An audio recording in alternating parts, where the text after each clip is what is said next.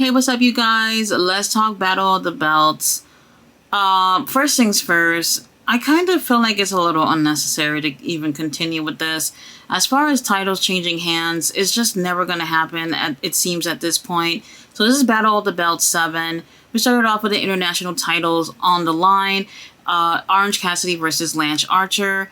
Now, the first little hiccup that they made here was Orange Cassidy came out with the backpack. Yesterday on Rampage, Jake took the backpack and said that if he wanted it back, he was going to have to get it from Lance. So when in the last 24 hours did he get that title back? I don't know. That was just the first little mistake that they made. Now, in this match, Lance absolutely dominated Orange Cassidy. And like, real talk, whether if you're a wrestling fan or not, if you see Lance and you see Orange Cassidy, who do you think is going to win? Obviously, Lance, he has the size advantage, whether it's how much he weighs or how strong he is, that too, and also his height. So he was just towering over Orange Cassidy throughout this whole match.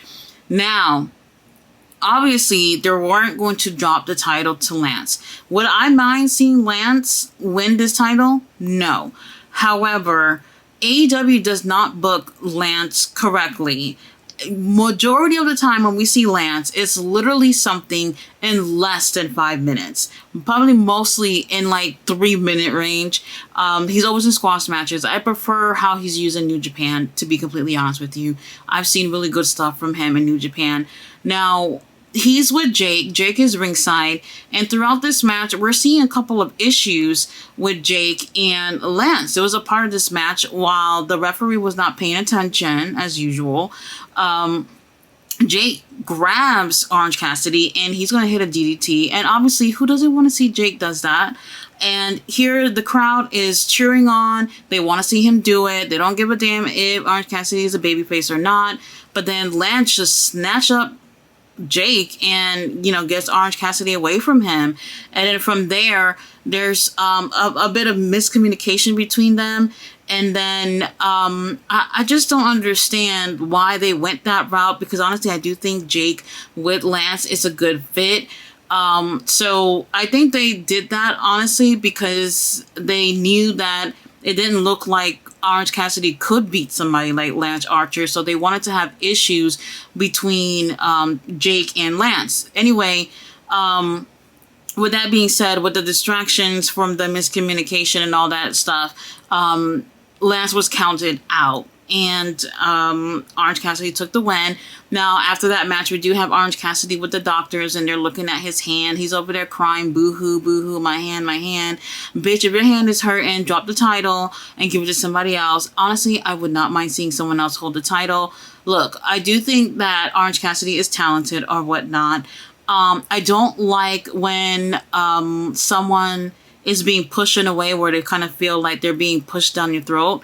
I like when things happen organically, and I just feel like while Orange Cassidy can be likable, once he started, I don't know, a few weeks after he won that title, you could really see, especially in commentary, how they talk about Orange Cassidy has changed. Like, they talk about him like he's a second coming of Christ, and it's just like, you want people to believe he's a second coming of Christ. Don't try to make us believe that. We want to see what Orange Cassidy can do. And to be honest, Orange Cassidy with Lance absolutely dominated that. And if he would have won, it would have been absolutely credible. So they went the route with Lance having issues with Jake, and also with him being counted out. So, I don't know where they're going with this whole international title thing. Ain't nothing international about it. I'm bored. I'm bored with Orange Cassidy. So next we have the Acclaimed and Daddy Ass. They're in the ring with Tony Schiavone. And I'm telling you, Daddy Ass standing next to Tony, he is like towering over Tony. Tony just looks like a child in the 5th grade standing next to Daddy Ass. And it just looks absolutely insane. Now, they're out there to basically accept the challenge from QTV and friends, for them to have, I think, a 6-man tag, a trios match on Rampage next week. Honestly, we didn't even really need them to take up all this time. They're using these guys obviously to get the crowd hyped up and everything. I get it. It is what it is. But I just feel like while they did all that, that took some time away from the actual opening match with Lance and Orange Cassidy, which I felt was a little bit short by the time it ended. So we really didn't even need this. But like I said, they were just getting everybody hyped up or whatever. And seeing Tony Schiavone marking out like a little schoolgirl so he can scissor the Acclaim and Daddy Ass is absolutely funny. Now, here comes the next thing that happened here. We have Toni Storm versus Taya Valkyrie. And I do believe this is the first time these girls have ever been in the ring together.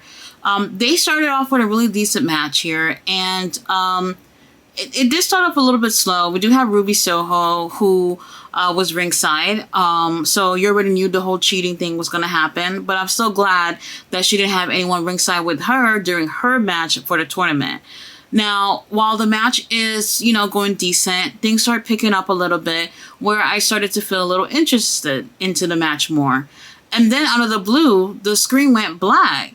And during this time, I am watching a watch along with the channel that I normally watch with, Straight Up Wrestling. And while we're watching that, everybody's commenting like, did your TV go black? And sure enough, everybody's TV and chat went black, so we couldn't see anything. And then all of a sudden, it cuts to commercial. So the commercials went on for a little bit, and then after the commercial is over, then we see Julia Hart and Bambi in the ring. That's the match from last week Collision that was playing for a little bit. And I'm just like, whoa, what the hell? And then it cuts back to the live feed from the show. So at this point, Taya and Toni match is already over, and they're ending off the ceremony for the Owen Hart Cup.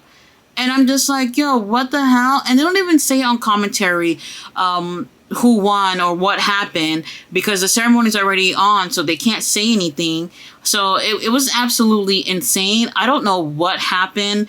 Now, I know things happen, obviously it's an accident or whatever. However, it's AEW. People are waiting for stupid shit like this to happen so they could talk shit about AEW. So this is just one thing that they didn't really need. Now, later on in the show, after the last match, which is the TNT title match, they do explain what happened. They show a little clip. So they were still recording, but nobody could see. So they did show the very last few seconds of the match, how Toni ended up taking the win. And then that was pretty much it. And then they closed the show, and that was it. And I'm just like, whoa, I don't know what happened, but it would have been interesting to see what happened. Now, for them to close off the ceremony is Martha. She's giving a speech or whatever, while we have Ricky and Willow. They're standing ringside. I mean, not ringside. They're standing next to Martha, and they're both next to the trophy and the title, the Owen Hart Cup title, and Martha ends up giving it to them. We do have Tony Khan, who's over there too. He's wearing a cowboy hat. I don't know what's going on. Everybody was wearing cowboy hats. Something going on over there in Canada. But Tony, whoever your stylist is, fire them.